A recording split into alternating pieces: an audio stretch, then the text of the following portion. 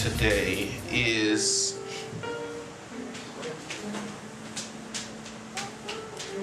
great is the day of Yisreel, the making of a nation. Great is the day of Yisreel, the making of a nation.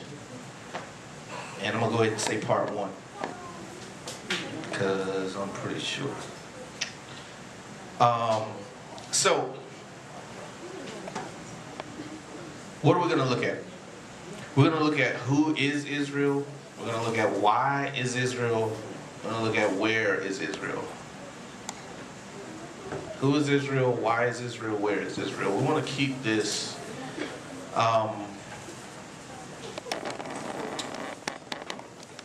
my desire is that people can hear this and recognize themselves and begin to understand and understand the relevance of these scriptures to them. So that is the goal. It's not to overcomplicate it. We're going to get into some history, probably more later. But the goal really is to get people to understand the very basics of who Israel is. And with that understanding who, why, and where, maybe, just maybe, we can begin to recognize ourselves. So, spoiler alert.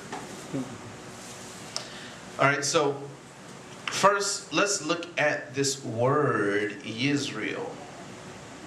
Yisreel, what does this mean? Well, it is H, and it's a compound word between H2232 and H410. And very simply, those words put together means El will sow. Okay? El will sow. And so, let's keep this top of mind as we're going through this message and this series of messages. Keep in mind Yisreel, which means El will sow. Okay? El will sow. So we're going to do some reading first. So the first place we're going to go is to Hosea. Because, again, we want to get an understanding of who Israel is, why Israel is, and where Israel is. Man, that's bad English. Who is Israel? Why is Israel? Where is Israel? We want to get, just something. I guess the is in Israel is what makes it not sound right coming out. It sound like I'm saying is, but I'm really not that bad at speaking. Yep. All right, so Hosea chapter 1, we're going to read the whole chapter. Hosea chapter 1, it's 11 verses, so it's not that long. Hosea chapter 1, verses 1 through 11.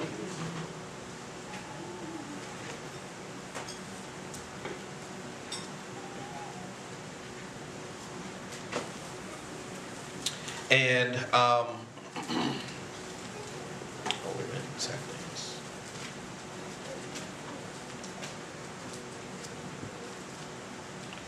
Get that ready. Okay, so Hosea chapter 1, verse 1.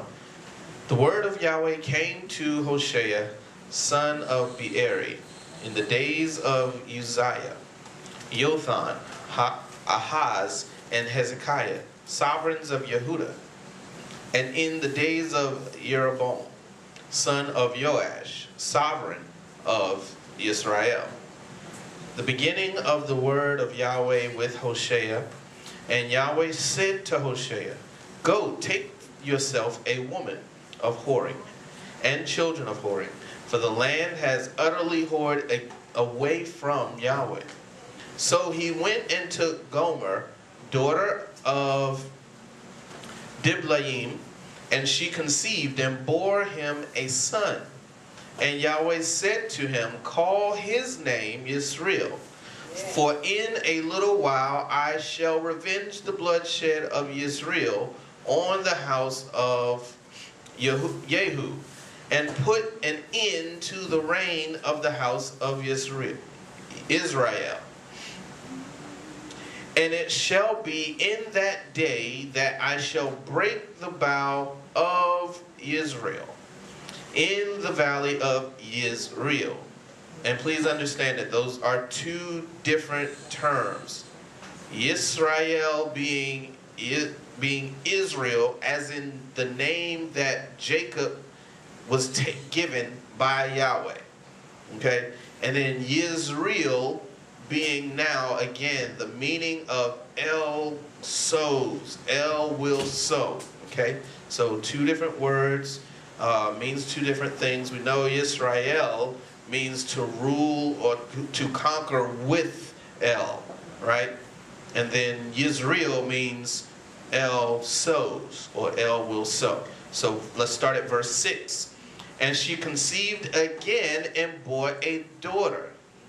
And he said to him, call her name Lo Ruhamah, for no longer do I have compassion on the house of Yisrael, so as to forgive them at all. But I shall have compassion on the house of Yehudah, and save them by Yahweh their Elohim, and not save them by bow, or by sword, or battle, by horses or horsemen. And she weaned Lo Ruhamah, and conceived and bore a son. Then he said, call his name Lo Ami, for you are not my people, and I am not for you. Yet the number of the children of Yisrael shall be as the sand of the sea, which is not measured nor counted. And it shall be in the place where it was said to them, you are not my people. It's saying in that same place where it was said to them, you are not my people, they shall be called, you are the sons of the living El. And the children of Yehudah and the children of Yisrael shall be gathered together, and appoint for themselves one head, and shall come up out of the earth, for great is the day of Yisreel. Hallelujah. For great is the day of Israel. So we see that this is a narrative that Yahweh is literally a living narrative that's being lived out, right? And so Hoshea is taken and being told to take this woman, and the first child that she bore to him was named Yisreel. Was named Yisreel, and in naming Yisreel, he says that he will put an end to the reign of the house of Yisrael. And so if you begin to understand, now it's beginning to take shape, right? That Yahweh is planning to sow Yisrael. Because we've taken here, he's taken and said for Hoshea that as a result, and remember, the reason he told her to take this particular wife, or a wife of this way, right? And I'm just trying to be sensitive because I know we got young ears, and so you know they repeat all kind of stuff, and usually it starts with a "what is," and you be like, no.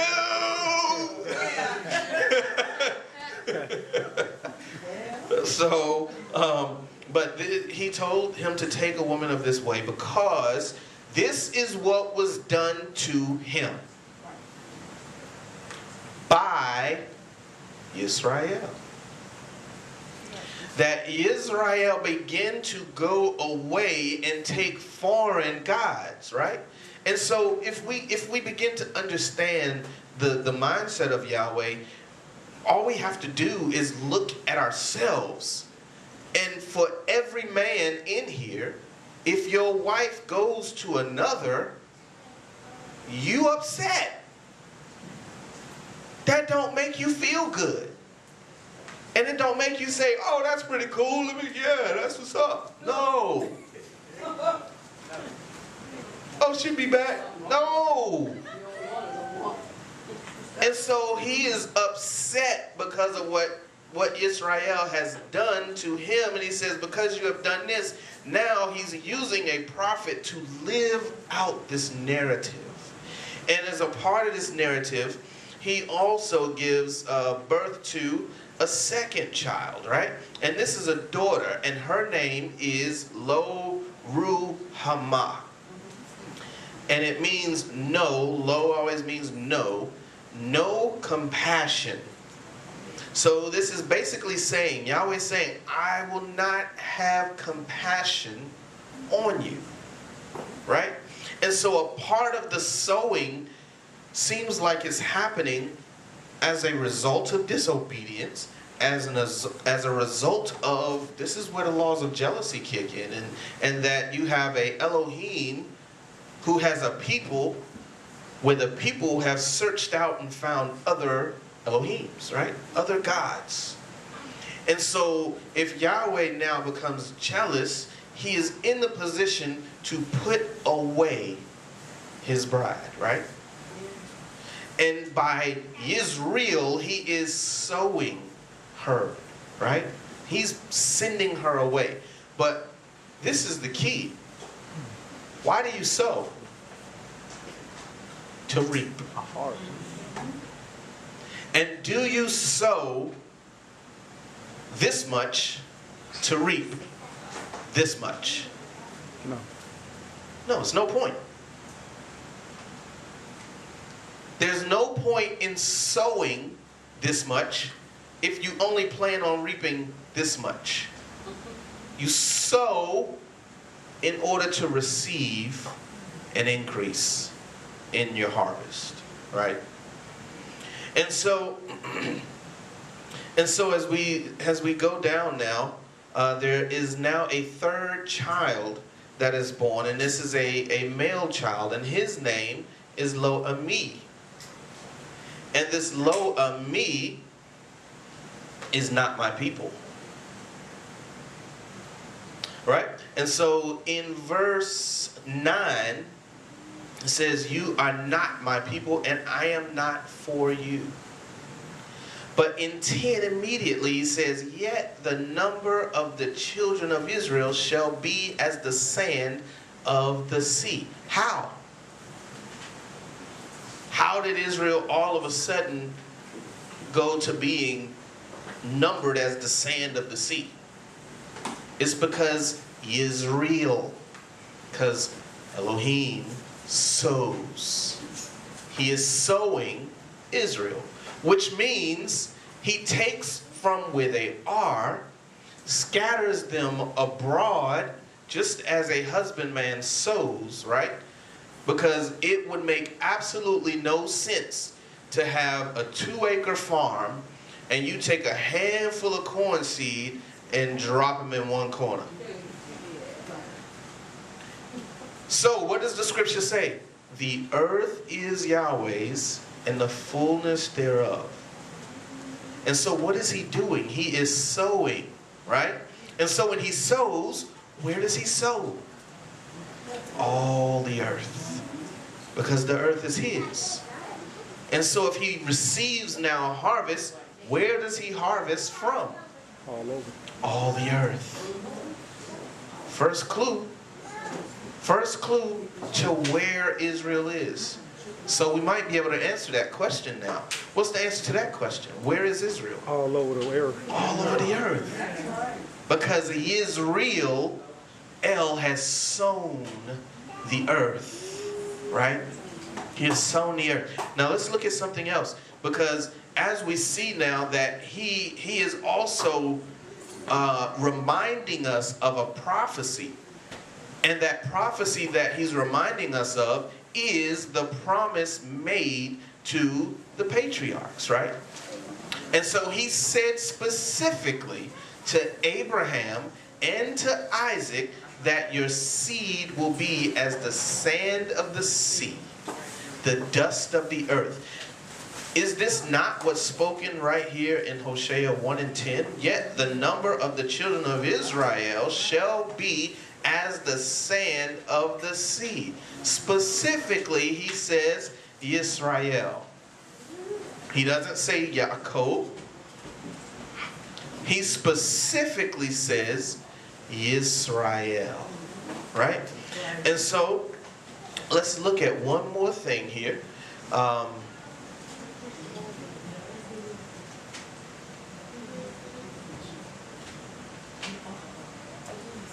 Let's look at one more thing. In verse 11. In verse 11, what do we have here? It says, and the children of Yehudah and the children of Israel shall be gathered together. Now, if it says that, what does that imply? If it says the children of Israel and the children of Yehudah will be gathered together, what does that automatically imply? That they were apart. Right. And so we see here, again, specifically, he says he will sow Yisrael, because he says, Lo Ruhamah, Lo Ami, Yisreel. He puts three children, the narrative of Hoshea's sons and daughter, right?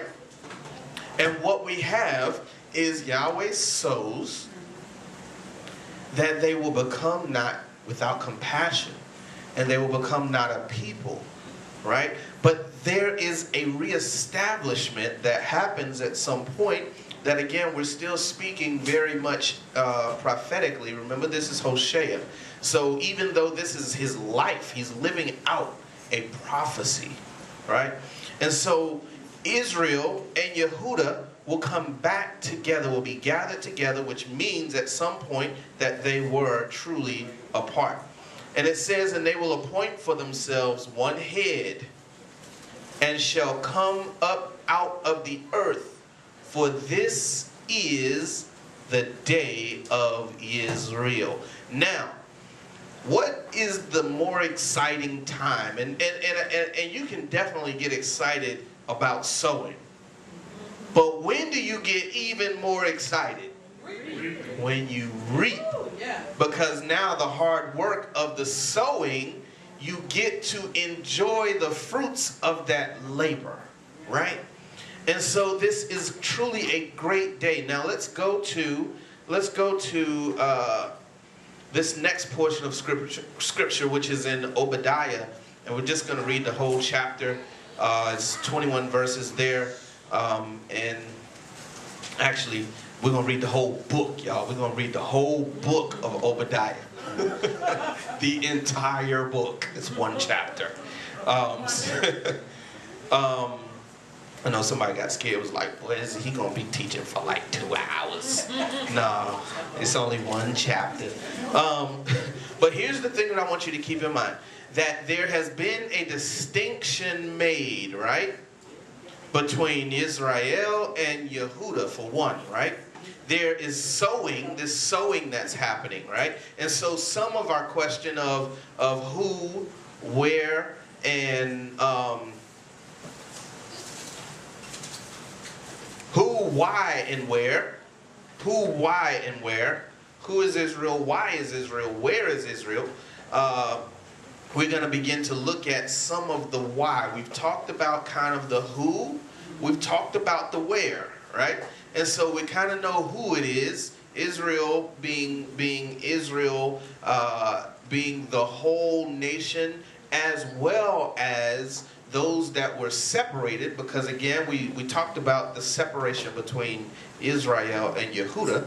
And so if the scripture says Israel, it could be talking about the entire nation of Israel, or it could be talking about simply those that were separated which that happened, and we're going to get into some of that a little later. So I won't go. I'm not going to go into too much detail with that. But there was a separation. We're going to go through it. So, but let's go into Obadiah, and let's read in Obadiah. We're going to read again that whole chapter to get a little bit more into why Israel. And remember, Israel is not just a people and a nation, but Israel is also a person. Okay? Israel is a person. Now, $1,000,000 question. Who is Israel? Yaakov. Yaakov. Simple. His name was changed from Jacob or Yaakov to Israel or Yisrael. Yisrael. Right? And so let's now go into Obadiah. It'll make sense why I said that once we get through these next couple chapters. And so Obadiah, we're going to start with Obadiah, then we're going to go straight into Jeremiah because those kind of go hand in hand. So we're going to read for just a little bit here. Obadiah chapter 1, verse 1. The vision of Obadiah, this is what the Master Yahweh said concerning Edom. Now, I'm going to establish this now so that as we read, you all understand. Edom is Esau. Esau is Edom. Okay? Israel is Yaakov. Yaakov or Jacob. Jacob is Israel. They are twin brothers. Okay? Jacob and Esau are twin brothers. Which means Israel and Edom are twin brothers. Remember that. All right, still in verse 1. This is concerning Edom, the twin brother of Israel. We have heard a report from Yahweh, and a messenger has been sent among the nations, saying, Arise and let us rise up against her for battle. See, I have made you small among the nations. You are greatly despised. The pride of your heart has deceived you. You who dwell in the clefts of the rock, whose dwelling is high, who say in your heart, who shall bring me down to the ground?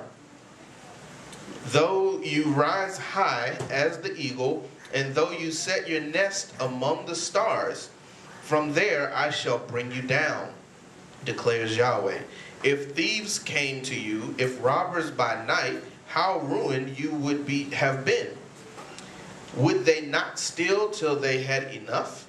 If grape gatherers had come to you, would they not leave gleanings? And just to explain a little bit what that's saying, he's saying, look, if somebody came and plundered you, they'd take everything they could. And whatever they didn't have room to take, they'd leave. But they're going to take everything that they can. But in most cases, that's still going to leave something behind. That makes sense as we keep reading. Verse 6, how Esau shall be searched out. His hidden treasures shall be sought out. All your allies shall send you forth to the border. Your friends shall deceive you and overpower you. They make your bread a snare under you. A trap that's being set, right? Without you discerning it. In that day, declares Yahweh, I shall destroy the wise men from Edom, and discernment from the mountains of Esau. And your mighty men shall be discouraged, O Taman, so that everyone from the mountains of Esau is cut off by killing. And to understand, again, we know Esau and Edom are the same. Taman is a grandson of Edom. So it's just one of the names of the land, and a name of one of his grandsons, the son of Eliphaz. And so we're still talking about the same lineage, the same line of people. All right. Verse 10. Because of your violence against your brother Yaakov, let shame cover you, and you shall be cut off forever. In the day that you stood on the other side, in the day that strangers took captive his wealth, when foreigners entered his gates and cast lots for Jerusalem, you also were like one of them. So your brother is going through turmoil, and you are as his enemies. And we just read in the Torah portion today, right? Right. That they weren't even allowed to go through the land because they threatened them. They're brothers. So if our daddies are brothers, that makes us first cousins. That's like your first cousin saying, no, you can't stop through my house and get some water on your way to your next destination. And if you do, I'm going to kill you. That's what we're dealing with. And so verse 12, and you should not have looked on your brother's day in the day of his estrangement, nor rejoiced over the children of Yehudah in the day of their destruction, nor made your mouth great in the day of distress, nor have entered the gate of my people in the day of their calamity, nor looked down on their evil in the day of their calamity, nor have seized their wealth in the day of their calamity, nor have stood at the parting of the way to cut off their fugitives, nor handed over his survivors in the day of distress. For the day of Yahweh is near upon all the nations. As you have done, it shall be done to you. Your reward shall come back on your own head. For as you have drunk on my set-apart mountain, so do all the nations drink continually. And they shall drink and shall swallow, and they shall be as though they had never been. That goes back to what we were talking about, the plundering earlier. He's like, this type of plundering will plunder till there is nothing. And this is basically saying that nations will make war against each other. And he's saying they will fight each other till they kill each other. The enemies become enemies of each other. Right? You see that right now. But look up ISIS. And look up all of this stuff that's going on over there. You got an enemy of an enemy and an ally. And the allies put somebody in the land to spy, and then they become their own army and fight against their enemies, but they're allies. Try to follow that narrative. So in other words, my friend is your enemy, and I'm trying to play both sides. Guess what's gonna happen? We all just did man, what was that movie? Can't remember the movie. I think it was Batman, where I think it was Joker, and he had everybody kind of set up. He had all these people to rob the bank, like a whole team of people. And every time they got to a certain point, he was like, "Well, you kill him," but it never dawned on them that the next person was supposed to kill them. So at the very end, it was just him. So, but anyway, moving on. Come back on your head. Okay, so let's go to 16. For as you have drunk on my set-apart mountain, so do all the nations drink continually, and they shall drink and shall swallow, and they shall be as though they had never been. But on Mount Sion there shall be an escape, and they shall be set apart. And the house of Yaakov shall possess their possessions. And the house of Yaakov shall be a fire, and the house of Joseph a flame, but the house of Esau for stubble. Y'all know what happens when you get fire, flame, stubble together. Stubble will get burned up. So that stubble is going to become no more. And they shall burn among them, and they shall consume them, so that no survivor is left of the house of Esau. For Yahweh has spoken. And they shall possess the south with the mountains of Esau, and low country with the Philistines. And they shall possess the fields of Ephraim, and the fields of Shimron, and Benjamin with Gilad. And the exiles of this host of the children of Yisrael possess that of the Canaanites, as far as Zarephath, and the exiles of Jerusalem, who are in Sepharad, possess the cities of the south. And saviors shall come to Mount Sion to judge the mountains of Esau, and the reign shall belong to Yahweh. Let's now go to Jeremiah while that is still fresh. Go to Jeremiah chapter 49. And we're going to read from verse 7 to verse 22 in Jeremiah. So Jeremiah chapter 49, verses 7 through 22. Jeremiah chapter 49, and it reads, verse 7, Concerning Edom, thus said Yahweh of hosts, is there no more wisdom in Teman? Has counsel been lost to those with understanding? Has their wisdom vanished? Flee, turn back, dwell in the depths, O inhabitants of Dedan.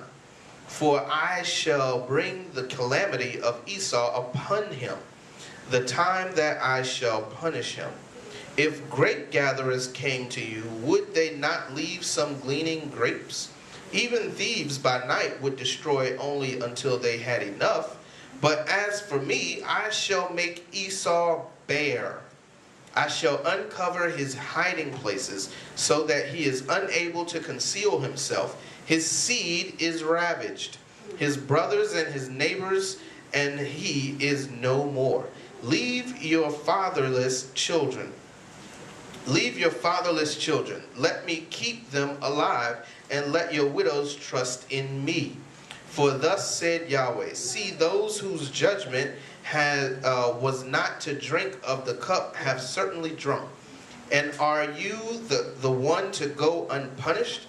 You shall not go unpunished, but certainly drink of it as well. That goes back to what we were talking about earlier in Hoshea.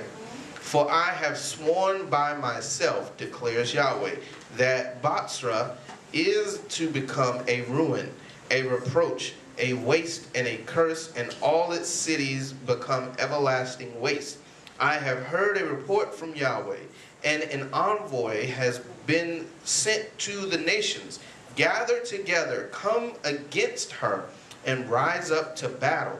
For look, I shall make you small among nations, despised among men. The dread for you, the pride of your heart, has deceived you.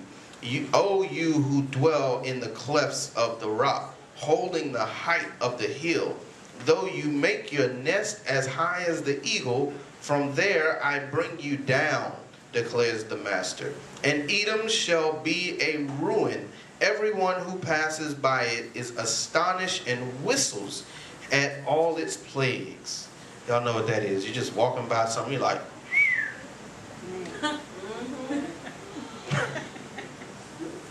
that's what that is. It's that bad. And as in the overthrow of Sodom and Gomorrah and their neighboring cities, declares Yahweh, no one shall dwell there, nor would a son of man sojourn in it. See, he comes up like a lion from the Yarden jungle, against the home of the strong, but in an instant I shall make him run away from her. And who is the chosen one to appoint over her? For who is like me, right? And who summons me?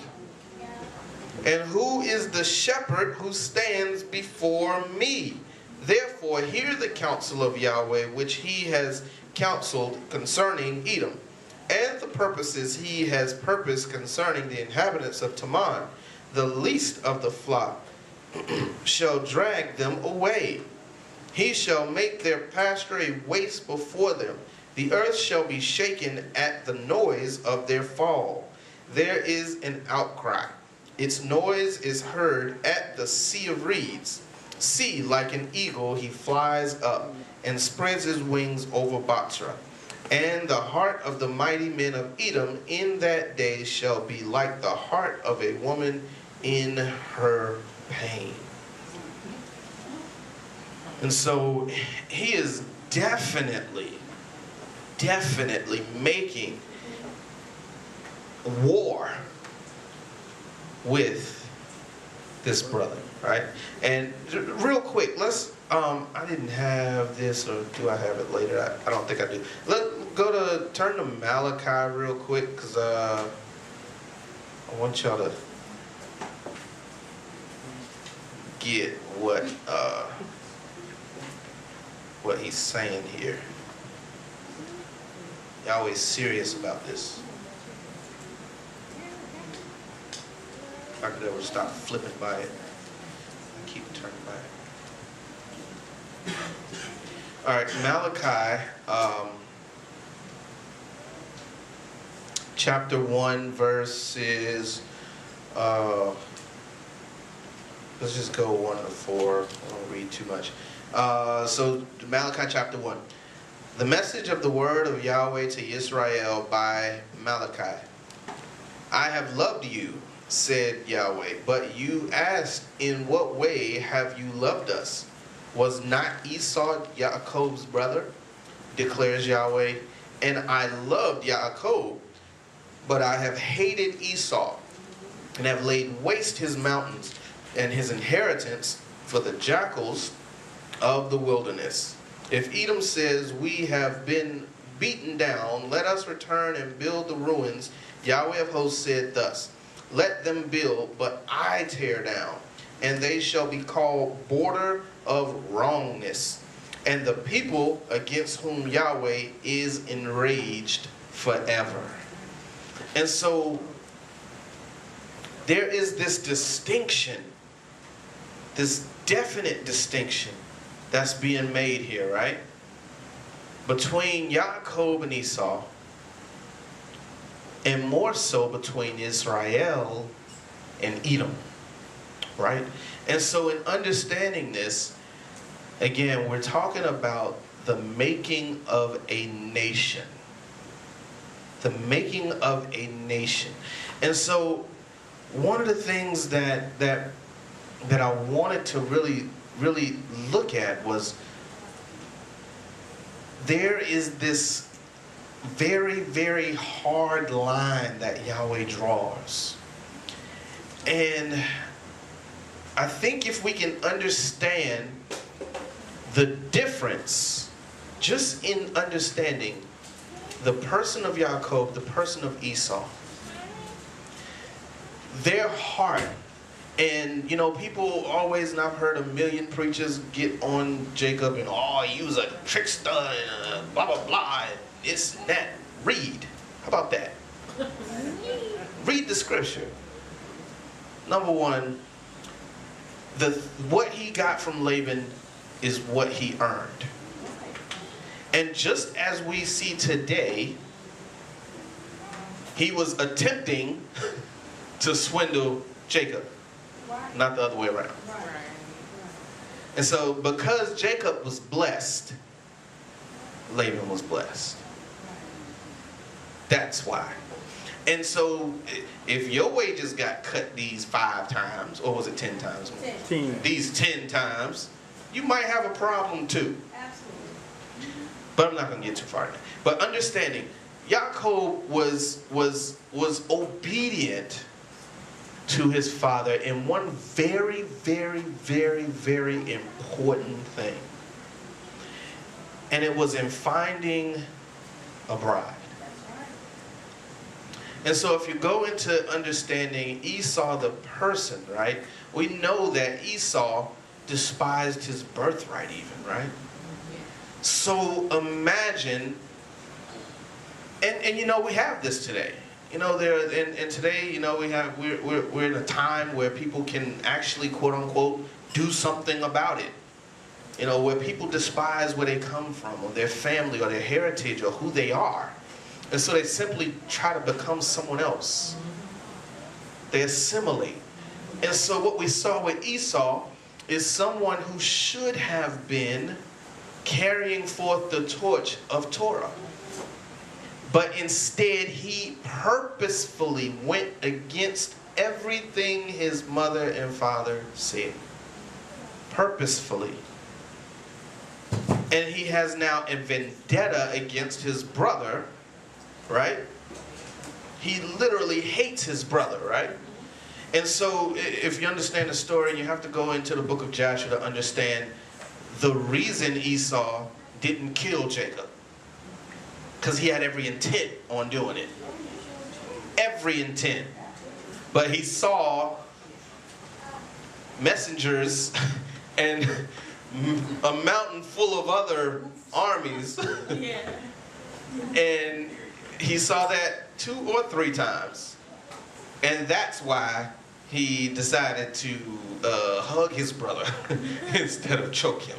Right. So, but in understanding that the wives that he took, I want to focus on one wife that he took.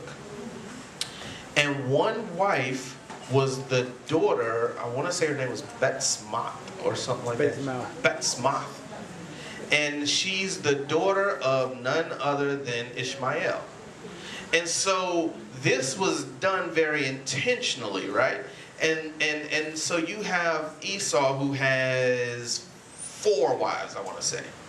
And he strategically took them from places and lands that were enemies of Israel. And so his seed have now become enemies of his brother, just as he is an enemy to his brother, right? And so now that there's nations being formed, the nation of Edom, or the Edomites, are now enemies of the nation of Israel. But there's one thing that I found very interesting, that even with that, I'm gonna go back and I'm gonna say this, and then I'll connect it back in a few. But understanding that even if you look at Caleb and Joshua, I use this example a lot. Caleb and Joshua, I'll start with Joshua. Joshua was of Ephraim. He was of the house of Ephraim. If you look at Caleb, Caleb's father was Yepunah, right? But he was a Kenite. And in one, and I tried to find it.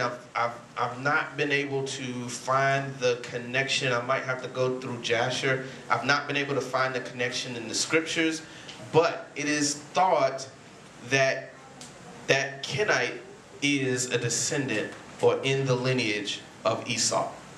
And so if you think about that for a quick second, Caleb, who is one of 2 people who came back with the good report, him and Joshua, right? Caleb, one of 2 people who lived out of an entire generation to go into the land, right? Caleb and Joshua.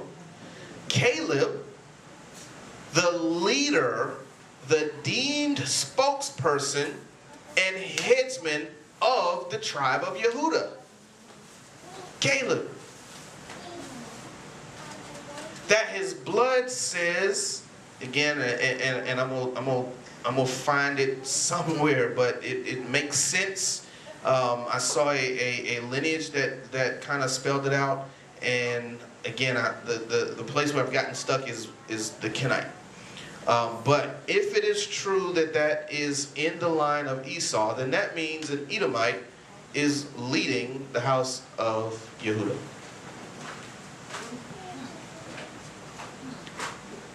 If that's true, that means that an Edomite is leading the house of Yehudah. What makes that so important? Now we get back to this whole idea, and I wanted to paint this starch picture of Israel and Edom, of Yaakov and Esau, because I want you to understand that Caleb thought that it was more important to be obedient to the Torah than to his own bloodline. Caleb thought it was more important to be obedient to the Torah than to his own bloodline. So what did Caleb do? Caleb followed Yahweh completely. Was Caleb accepted? Yes. Was Caleb accepted as an Edomite? No. He was accepted as a Yehudite. Why is that so important? They came out of Egypt. 12 tribes. It clearly says that it was a mixed multitude. Clearly. But there is no catch-all 13th tribe.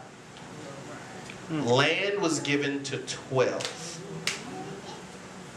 Everything, when they went out, every person was assigned and placed. Why is that so important? Well, I'm not Jewish. Well, I'm not born of Israel. Well, the question is not who your father is, because right here, if this is true, Esau can be your father. But if you desire obedience, you are adopted into the household of faith. And your blood, this is why, when Yeshua offered himself as a sacrifice, there is an exchange of blood that happened. When you sacrificed an animal, there was an exchange of blood. It was this animal's blood for my blood. Instead of my blood, the animal's blood. With Yeshua, instead of my blood, his blood. So guess what? So we can't even say, well, I'm not blood. Because if you accept Yeshua, and many of you may call him Jesus, please understand that if you accept Yeshua, then you will begin to have this blood transfusion. That's right. And he absolutely has the authority and the power to adopt. And if you are adopted, you now become sons and daughters, heirs and joint heirs. No longer are you Edomite, but you are Israel. That's right. There is no other way. That's right. That's right. There's no other way. Doesn't matter how big and beautiful the church. It doesn't matter how holy and sanctified the people.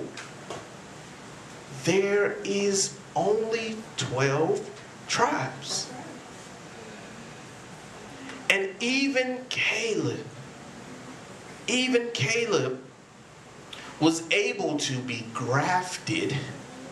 And he was not only just grafted in, but he was a leader. A leader. So, why is that so important?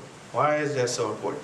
Well, think about this and consider this. In 920 BC, under the rule of Jeroboam, one nation became two. And they were split between the northern kingdom and the southern kingdom. The northern was Israel, Ephraim, Samaria, or the northern kingdom. Those are what they called them. The southern kingdom was referred to as Yehuda, or the southern kingdom. Right? And so if you consider this, that also explains why he said that Israel and Yehuda would come back together. And he specifically says Edom will be destroyed. So if Edom is absolutely destroyed, how is it that you can have blood from Edom represented in Israel?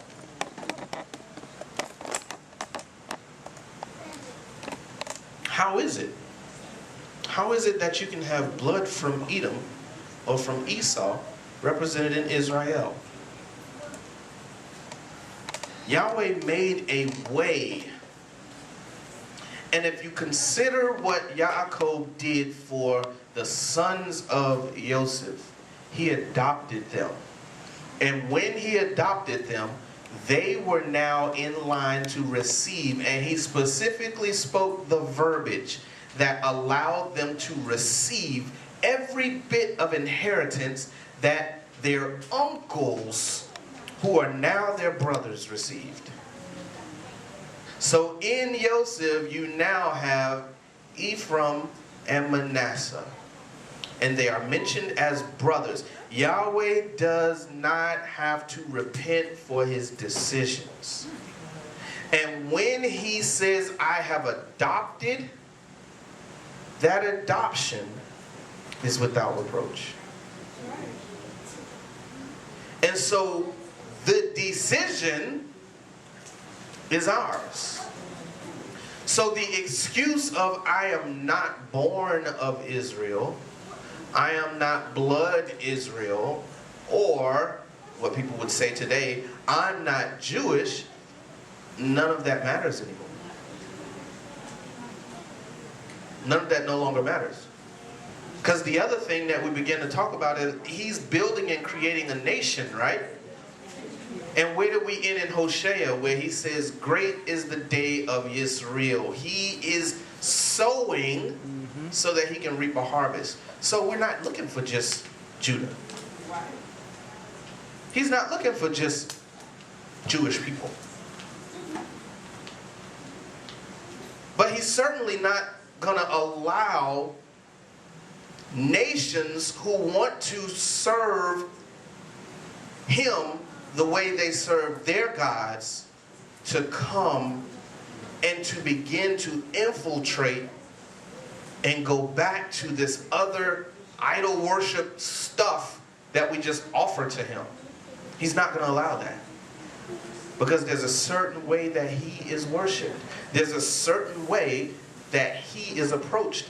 And you approach him how he wants to be approached, not how you approach this God over here. Thus, Caleb could not say, well, being that I am of Edom and my dad is cool with all of this other stuff, I'm cool with it and I'm going to do this and still be a part of you all. No, you could not be in the mixed multitude, and you see what happened when people did. Stuff like getting swallowed up by grounds and burnt up alive, that kind of stuff was happening. Locusts coming and, the chickens coming and the snakes coming and all kind of stuff. Just quail, yeah. Quail. Y'all know that. It tastes just like chicken. Y'all. It really do.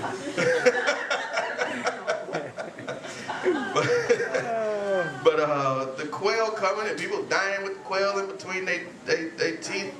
So if you really begin to understand this thing, then we can't be so much focused on, well, that's not relevant to me because I'm not. We have to look at it from the standpoint of, if I want to be a part of this kingdom, then I am a part of the harvest that Yahweh is expecting. This is not happening by mistake.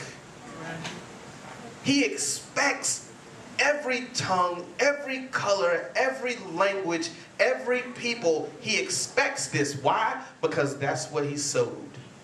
He sowed into every country, every language, every culture, every people, and he expects that to come back. He does not, I repeat, he does not have to accept the other junk that comes back with it. We leave that in the wilderness. We leave that in the wilderness. Why? Because we don't take that baggage into the land. And so if we want to be his people, we want to serve the God of Abraham, Isaac, and Jacob. Abraham, Isaac, and Jacob. If we want to serve that God, then we have to serve him the way that he wants to be served. And we become a part of the house of Israel. There's no 13th tribe. No. Revelation doesn't speak about 13 foundations. Revelation doesn't speak about 13 gates. Revelation doesn't speak about any of that. It speaks of 12. That's it. There's not one for the church. There's not one for the church. It's not there. There are 12 tribes of Israel. Israel is wide open to receive whoever would want to be a part of Israel. But in order to be a part of the kingdom, you got to go by the king's rules. Yep. That's right. And the king has spoken. All the glory belongs to you. All the glory belongs to you, oh God.